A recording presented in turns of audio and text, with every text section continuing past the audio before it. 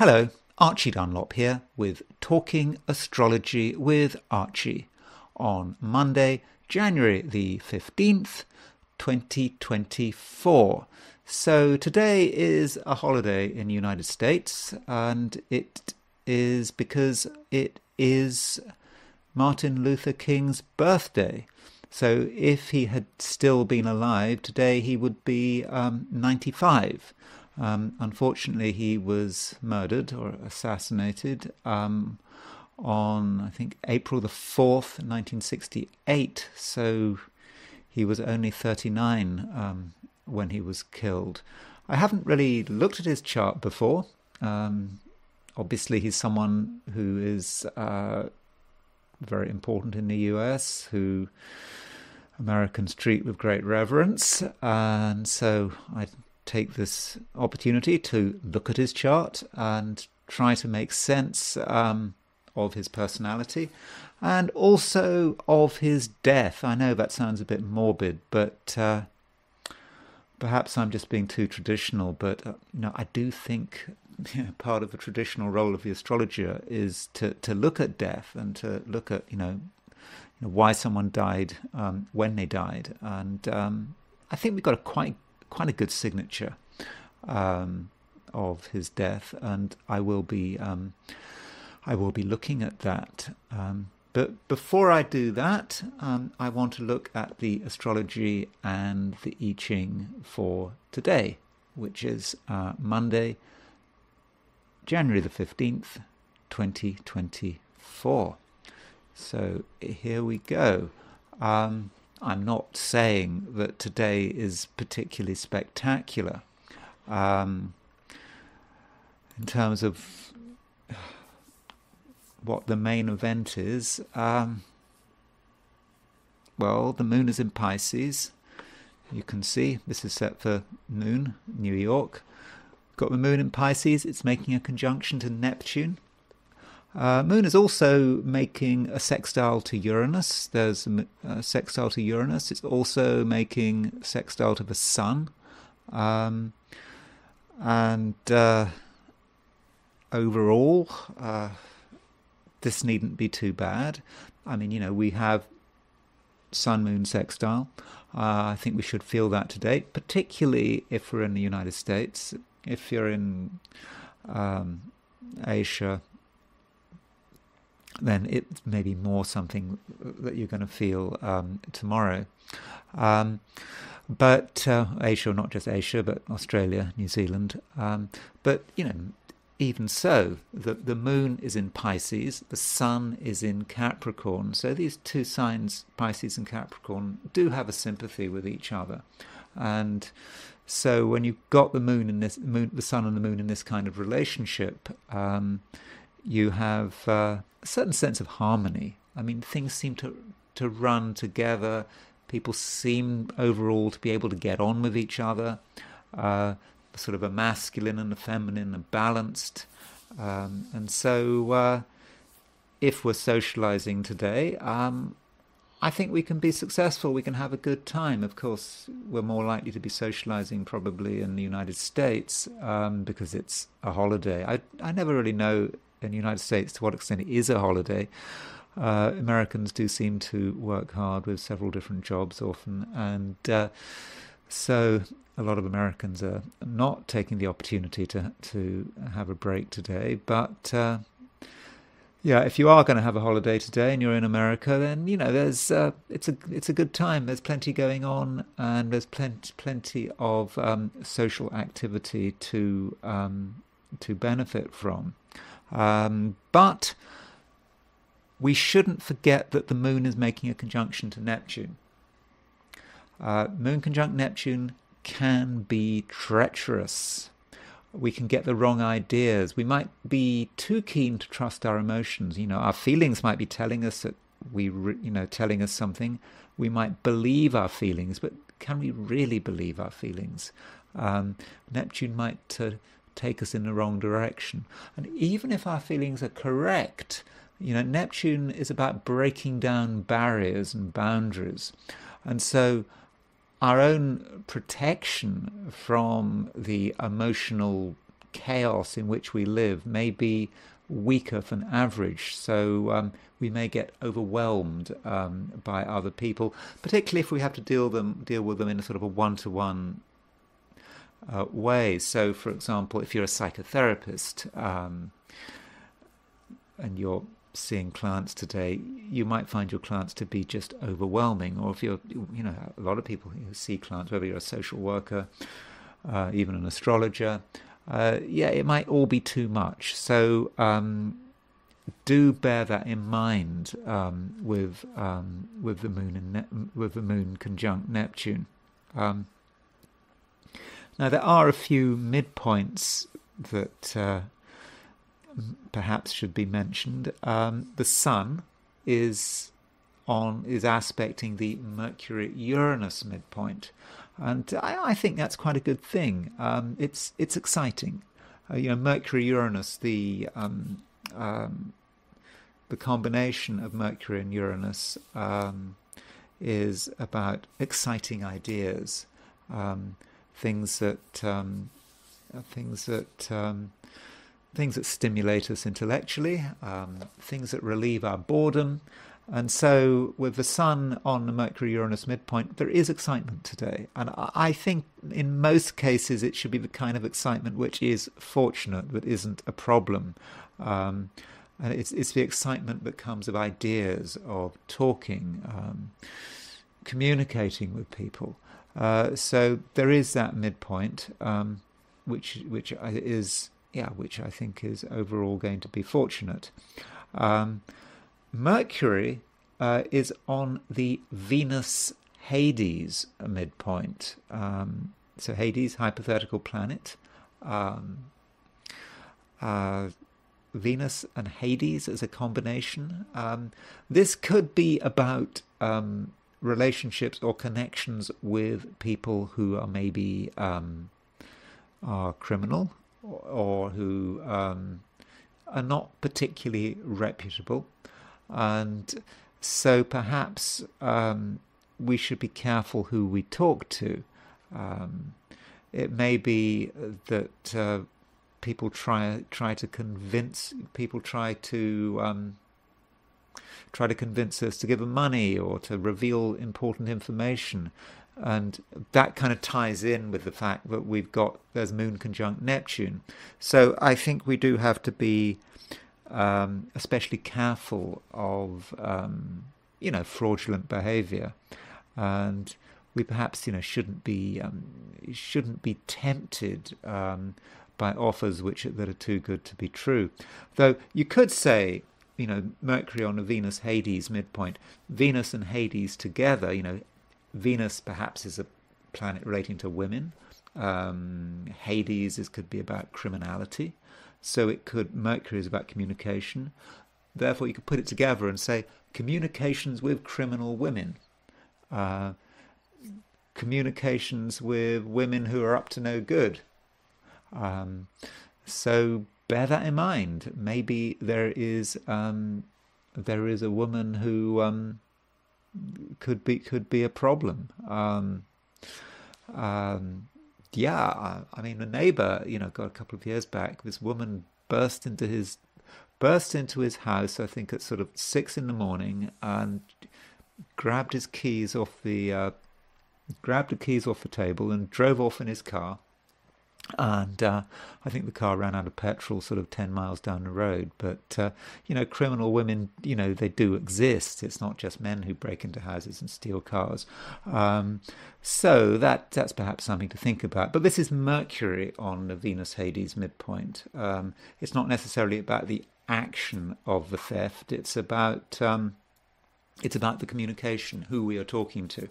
And that may go back to sort of all these phone calls we get from people claiming to be banks and claiming to be the IRS. And if there's a woman who sounds convincing on the other end of the line, perhaps you should assume the worst. So that's the overall picture for today. I don't think it's a particularly exciting day astrologically. I don't think we can expect very much to happen.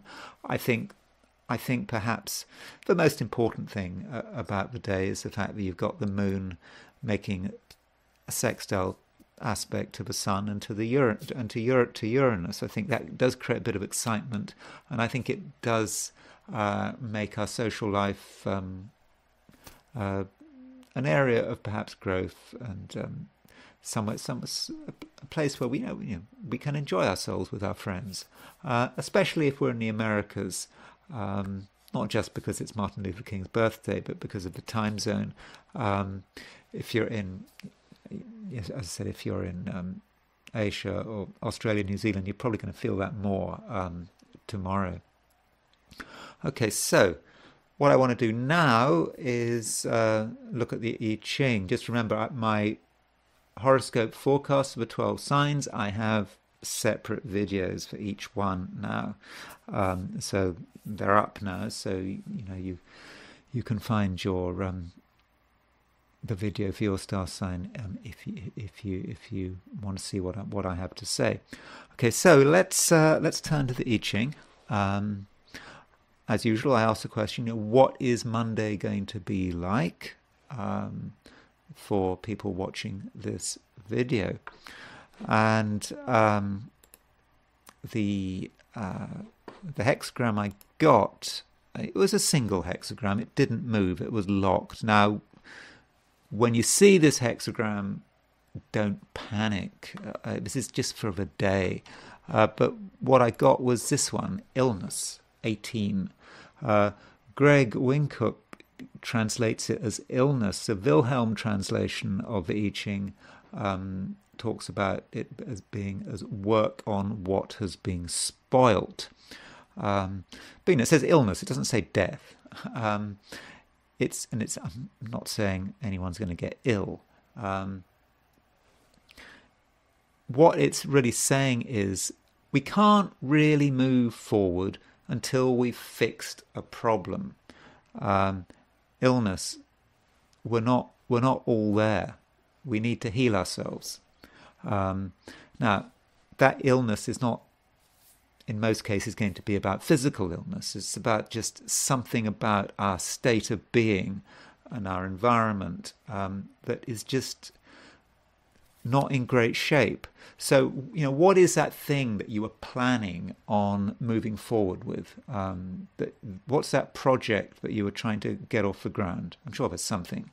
The thing that you were trying to get off the ground perhaps today or tomorrow, probably today actually, you may not be ready, may not be ready at all, because you may not be in the right state of mind, or you might not be properly prepared, and something has gone wrong as a result of something going on in the past. And it may not actually be your fault. Just someone has caused a mess, and that mess has to be dealt with before you can make any progress. So you do have to work out what it is. Now, if you actually happen to be ill, you're feeling unwell today, you're feeling under the weather, then that's obvious. You're not in a fit state right now to do what you wanted to do. You've got to get better. And the hint is with the I Ching, with this illness thing, or if you want to call it work on what is being spoiled, is that yes, you can take action to get better. Then you can move on. Another theme with work on what, which Wilhelm translation talks about in relation to working on what has been spoilt, it's like a can of worms. There's about decay. It's something has just gone wrong through neglect in the past, and so that problem has to be sorted out. And really, that's all there is to say with this I Ching. It doesn't move anywhere, and I think you know what to do. I think you really do know what needs to be done, and I don't think I need to say anything more about it. Okay, so what I want to do now is look at the horoscope of Martin Luther King. I'm not going to sort of dig deep into his biography, and I'm not going to really try to sort of make any criticisms. I just want to just look at it and just ask, why in this what in this horoscope makes him so special, has made him so special. How was he able to become such an important figure in the US with this horoscope? So that's essentially what I'm going to try to do. So he was born. He was born on, that's today's, okay, Martin Luther King. So where do we start with this chart? I would be inclined to start with this chart at the birth date. He was born January the 15th, 1929. And so putting astrology to one side, why don't we think about what was going on in 1929? 1929, okay, he was born in January. October 1929, we had the Wall Street crash. He was born at a time when the United States and the world was on the verge of going into recession, a major recession. The Great Recession. People would lose their fortunes, their jobs. There'd be widespread poverty, and opportunities suddenly disappeared. And we can see actually in his chart that he has Neptune at 054 Virgo. So that Neptune going into Virgo was perhaps a sign that things had changed. Neptune in Leo, that might have been the roaring 20s. Everything was great. People could sort of get into themselves, their egos. They could dissolve into this feeling of wealth and riches. And then Neptune moving into Virgo, you have to face reality. You have to sort of handle with details. Neptune does not work well in Virgo. Now, I do not believe that Neptune rules Pisces. But I suppose I would say that, okay, Neptune has a sympathy with Pisces. The ruler of Pisces is Jupiter. And so Neptune in Virgo is the is a place that Neptune just can't work. It can't function properly. How are you going to move beyond your everyday life? How are you going to move into the wider cosmos, and how are you going to sort of dissolve into something larger than yourself with Neptune in Virgo? You're just analyzing all the details, and it's just not very, very comfortable. Now, as far as the African American population in the US is concerned, one thing I do know, I'm not a great expert on American cultural history, but there was this thing in the 20s, the Harlem Renaissance, which obviously centered around Harlem, New York, where you had a lot of African Americans started to really find themselves and be culturally very productive. For example, Langston Hughes. I mean, I've never heard of Langston Hughes before I came to America, but he's definitely one of my favorite poets. And so he was, a really important African American poet. Then you had sort of, Paul Robeson, for example. He was this sort of incredible person, this sort of actor. He was a lawyer. I think he went to, he was a athlete. So these people, so it was a time when, certainly in a place like New York, when African Americans were perhaps finding themselves and were able to really started to prosper. Okay, it might have been in a small part of America, perhaps the most one of the most liberal parts of America, and you still had the horrors in sort of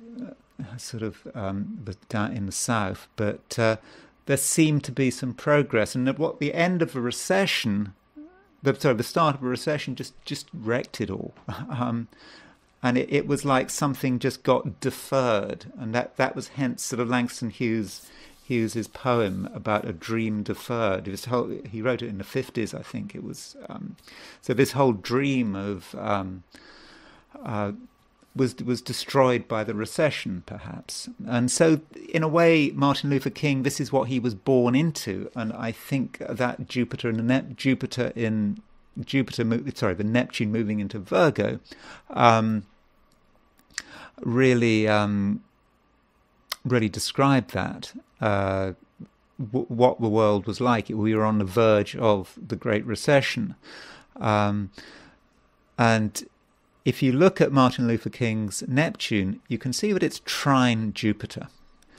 So Jupiter trine Neptune is incredibly idealistic. It's very optimistic. It's in earth signs.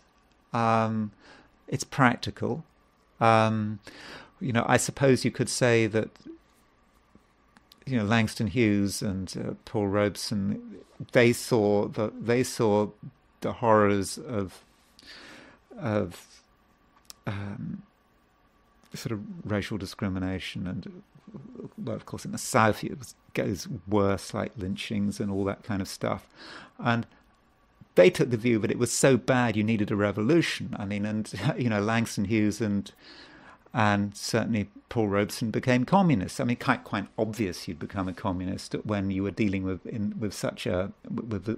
kind of society you were dealing with then. But with Martin Luther King's Jupiter trine Neptune, maybe there's a certain practicality there.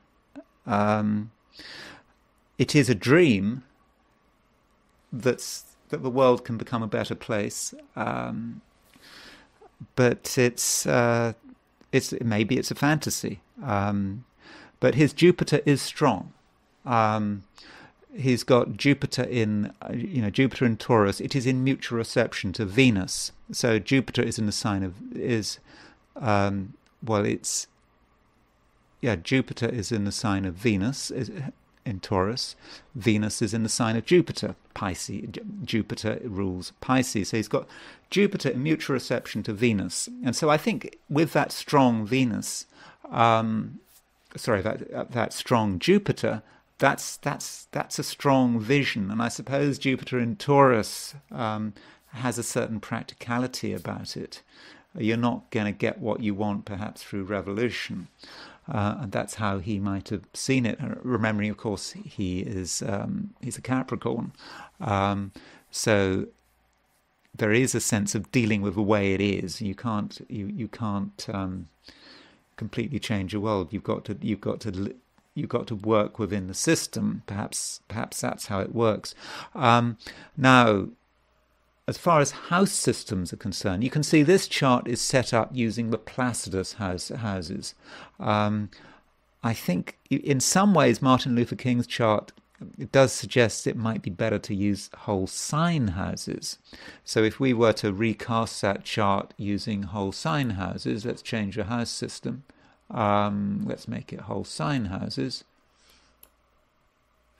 You can see that Jupiter, because he's got Taurus rising, so everything in Taurus is in the first house. So that gives him Jupiter rising. And I think the optimism there is made much clearer. And I think the central role of Jupiter is really shown in that chart when we put Jupiter rising. Also, that Sun, which is close to the midheaven. If you use the Placidus house system, I think as far as timing, I think he was, the view on when he was born, I think everyone says he was born high noon, or very much around noon. And so that Sun, if you use whole sign houses, nonetheless goes into the 9th house. Now, the sun joys in the ninth house. And of course, the ninth house is a house of dreams. And of course, Martin Luther King is famous for having a dream. So I think his chart really is perhaps suggestive of perhaps we should be using the whole sign houses. But I think one can use both. It's not like you must use one, you must use the other. As far as the potential for his death is concerned, I mean, obviously everyone dies, but his death is very much part of his story. You can see that he does have Saturn, whole sign. He has Saturn in the 8th house, and this Saturn is opposition Mars. So he's got Mars-Saturn opposition. That is potentially dangerous, but there are ways in which you can use Mars-Saturn. I think the Mars-Saturn opposition might have been perhaps his sense of frustration. I mean, and perhaps giving him the energy to really work at something until he gets what he's looking for, in terms of trying to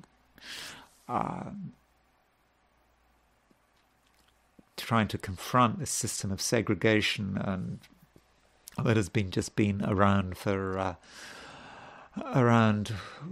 since the year dot, really, certainly didn't change much since the Civil War in the South. So those are a few points about his chart, but I still think we haven't really worked out why he became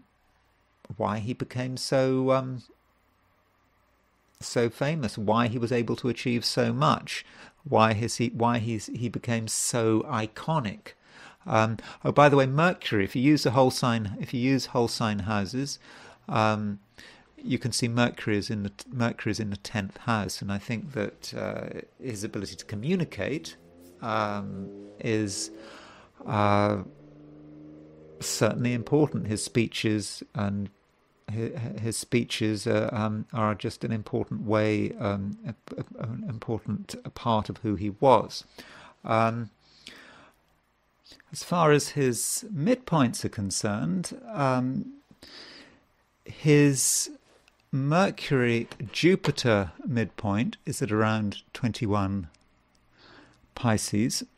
So he's got Mars square his Mercury-Jupiter midpoint. So Mercury-Jupiter is about communicating big ideas. And so Mars squaring the Mercury-Jupiter midpoint means he's able to put his energy into communicating big ideas, with great force. And so I think that fits well. Another midpoint aspect he's got, which kind of reinforces that midpoint, the Mars on a Mercury-Jupiter midpoint, is Pluto is on his Mercury-Mars midpoint, so, or at least is squaring his Mercury-Mars midpoint. So there is his Mercury-Mars midpoint at around 17 Aries, and so Pluto is square Mercury-Mars. So Mercury-Mars, again, it's a principle of aggressive communication, speaking with great anger. And then you put Pluto on that, Pluto square Mercury-Mars. It's about transformation, using the power of angry speech to transform. And so I think those two midpoints, Mars on the Mercury-Jupiter midpoint and Pluto on the Mercury-Mars midpoint, must have been very useful to him. Then we've got his Venus-Mars midpoint. So there's his Venus, there's his Mars, and he has got Jupiter conjunct the Venus-Mars midpoint. So Venus-Mars is about sex appeal, it's about charisma. If you've got Jupiter on the Venus-Mars midpoint, you are an appealing person. You've got charisma. And this must have really helped him in terms of how he was able to push his message out and have such a big impact on American society. Then there's the issue of his death. So he was killed assassinated on April the 4th, 1968, at 5:06 in the afternoon. Sorry, 5:06 in the evening in Memphis, Tennessee. So, can we see anything in terms of this assassination, at least by transit? And he was assassinated. Well, there's a bit of controversy about who assassinated him, but the standard conventional view is that it was James Earl Ray that killed him. I mean, I'm sure there are going to be comments saying, no, it wasn't James Earl Ray, but I'm just going to go with James Earl Ray for the time being. So at the time of his assassination, there was an outer wheel. Venus was opposition Pluto, and you can see Venus was at 2511 Pisces, and quite close to Mercury. Mercury was at 2632 Pisces, and this was square his Saturn. And then you can see that Pluto was approaching the square to his Saturn. So it would seem that it was a Saturn thing, his death. And he has got Saturn in the 8th house. Whether you use Placidus or whole signs. And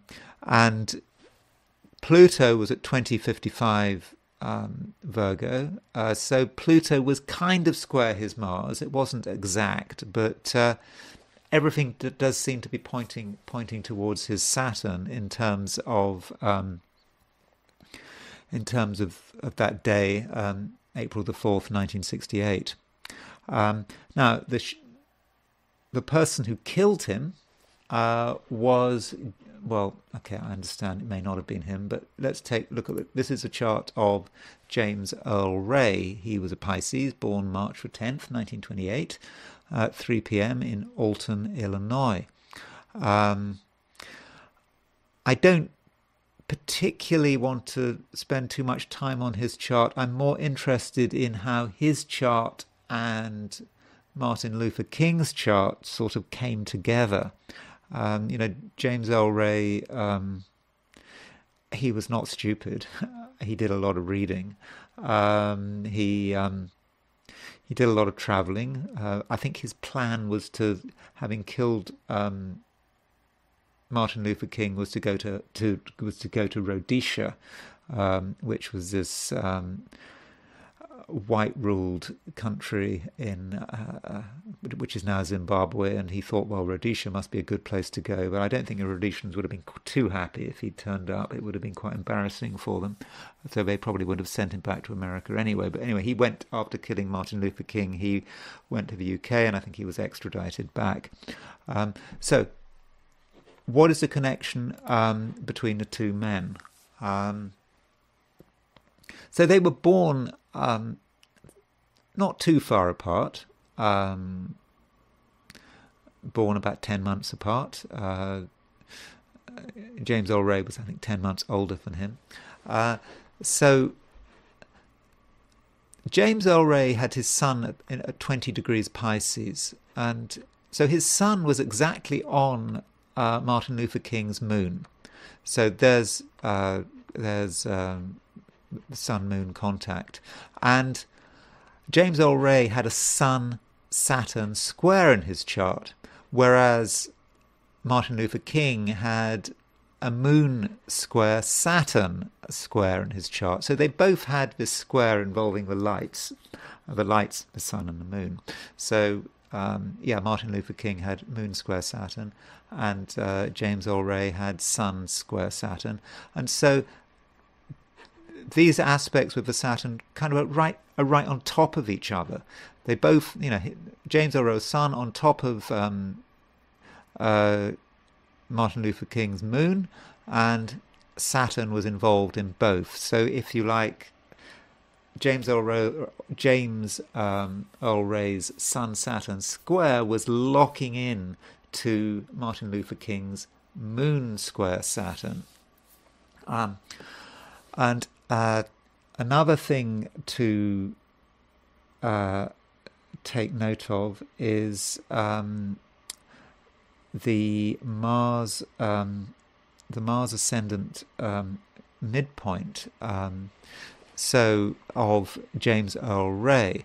So James Earl Ray, there is his Mars, and he had Mars pretty much on the descendant. So you can see that. So there's James Earl Ray's Mars, which is pretty close to Martin Luther King's Mercury, and James Earl Ray's ascendant is opposition opposition Martin Luther King's Mercury. So it's as if Martin Luther King's Mercury, the whole way he communicated, really seemed to annoy James Earl Ray. Perhaps annoyed him so much that James Earl Ray decided he wanted to kill him. It got through to James Earl Ray. Just a reminder that here's James Earl Ray's chart. There's his Mars on the descendant, and so Martin Luther King's Mercury was between the Mars and the descendant, and so that Mercury close. Martin Luther King's Mercury close to James Earl Ray's descendant kind of made Martin Luther King look like the enemy. The descendant is the enemy, the unconscious enemy, that thing that we want to destroy, that is actually part of ourselves, but we can't recognize it. And so he projected this whole thing onto Martin Luther King, which is maybe why he wanted to kill him, assuming he did kill him. I also wanted to look at two forms of direction, in fact 3 forms of direction, as I finish this video. The first is his solar arc directions, and there's something very interesting about Martin Luther King's chart, and it's there's Martin Luther King's chart. There's his solar arc directions. Sorry, Martin Luther King's chart. Okay. There's Mars. There is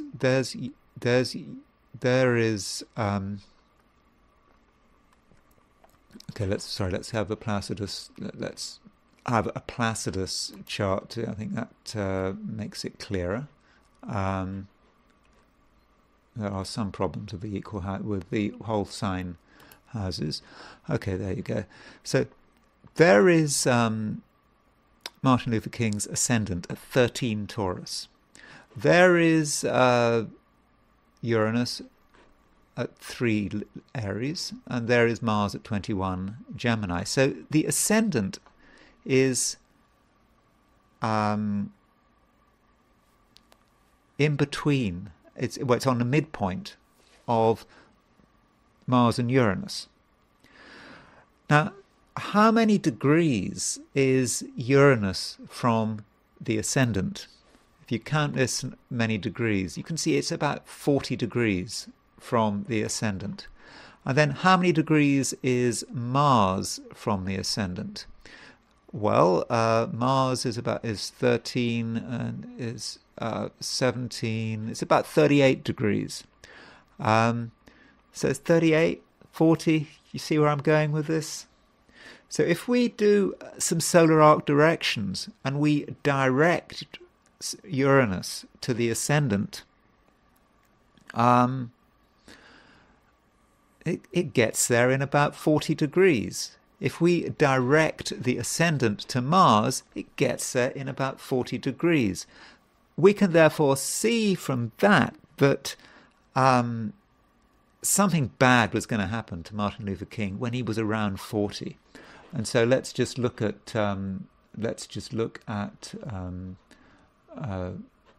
Martin Luther King's solar arc directions compared to his natal chart. So inside the inner wheel, we've got Martin Luther King's chart. The outer wheel, we've got the solar arc directions, moving everything 1 degree per year. And we can see that if his solar arc directed Uranus at the time of his assassination was exactly on his ascendant, assuming he really was born exactly at noon, and his solar arc directed ascendant was pretty close to his Mars, was sort of on his Mars. So basically, when you move the Uranus, when you move the Uranus and the ascendant, the Uranus moves to the ascendant moves to Mars, and that was when he was assassinated. So I think the solar arc directions really do show that very well. There's also the question of primary directions. So with primary directions, going back to Martin Luther King's chart. Now, what I'm interested in here is, so he was assassinated when he was around 39 years old. So this is when he was born at noon. So if we rotate the Earth 1 degree for every year, and we want to rotate it 39 degrees, what would that equate to in terms of time? So, the Earth moves around its axis 360 degrees in a day. So we take 1 degree for a year. So in a whole year, that's 360 years, which of course people don't live to 360 years. But we want to know what's happening after about 39 years. So what we do is we take 39 and we divide by 360, and we look at that as a proportion of 24 hours, and we actually come up with 2 hours 37 minutes. So the position of the planets relative to the horizon, 2 hours 37 minutes after his birth, when the Earth had turned round 39 degrees, would tell us, something about what was going on in terms of primaries when he was assassinated. So if we were to move that round, so this is going to be the position. This is going to be his chart at 2:37 p.m. So you see, Saturn, which was up here. Remember, Saturn in the 8th house. He's got Saturn in the 8th house. You move the whole thing round, then you look at what's going on 2 hours 37 minutes after he's died, and you find that Saturn is right on the descendant. So Saturn, which is in the 8th house when he was born, 2 hours 37 minutes after he was born, when the Earth has moved around 39 degrees, Saturn is right on his descendant. And I think that kind of fits it very well. But still, it wasn't exactly on the descendant. What about the final trigger? And so for the final trigger, I'm going to use profections. That's when you move all the planets in the chart 1 sign every year. So basically, the planets move around every 12 years, they repeat. So let's compare Martin Luther King's chart with his profected planets. So there's Martin Luther King's chart in the middle, and these are his profections on the outside.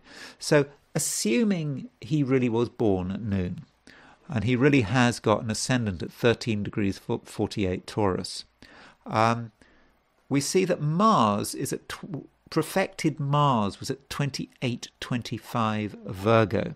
So Mars is a very aggressive energy.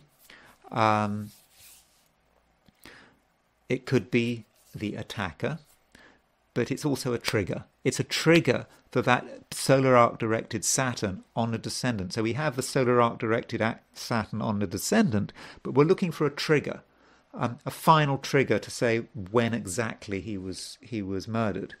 And so Mars at 2825 Virgo is pretty exactly 135 degrees from his ascendant.